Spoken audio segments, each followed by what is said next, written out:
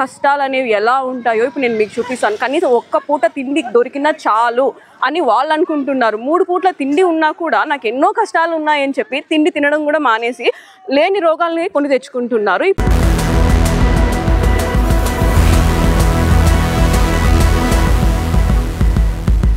మమ్మల్ని మీ పిల్లలుగా భావించి సహాయం చెయ్యండి వేడుకుంటున్నాము.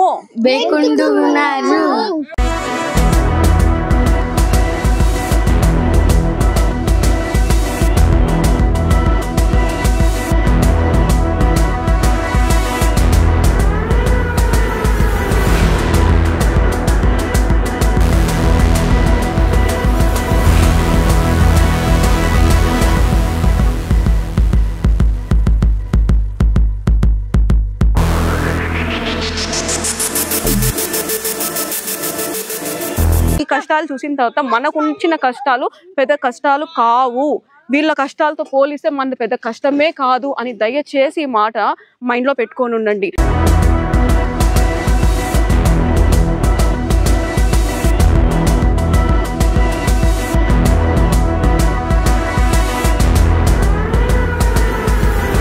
ఈగలు దోమలు ఇవన్నీ వాళ్తూ ఉంటే కూడా పిల్లలు దాన్నే తీసుకొని తింటున్నారు.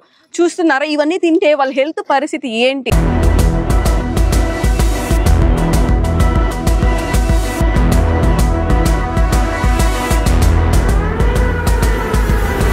ఒక్కసారి లోపల మీరు చూసారంటే నిజంగా మనిషి అనేటోళ్ళు ఒక 5 నిమిషాలు కూడా ఉండలేరు.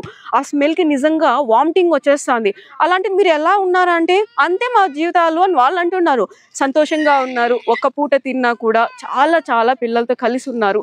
దేవుడి దయ వల్ల వాళ్ళకి అన్ని మంచి రోజులు రావాలని చెప్పి నేను మనస్ఫూర్తిగా కోరుకుంటున్నాను.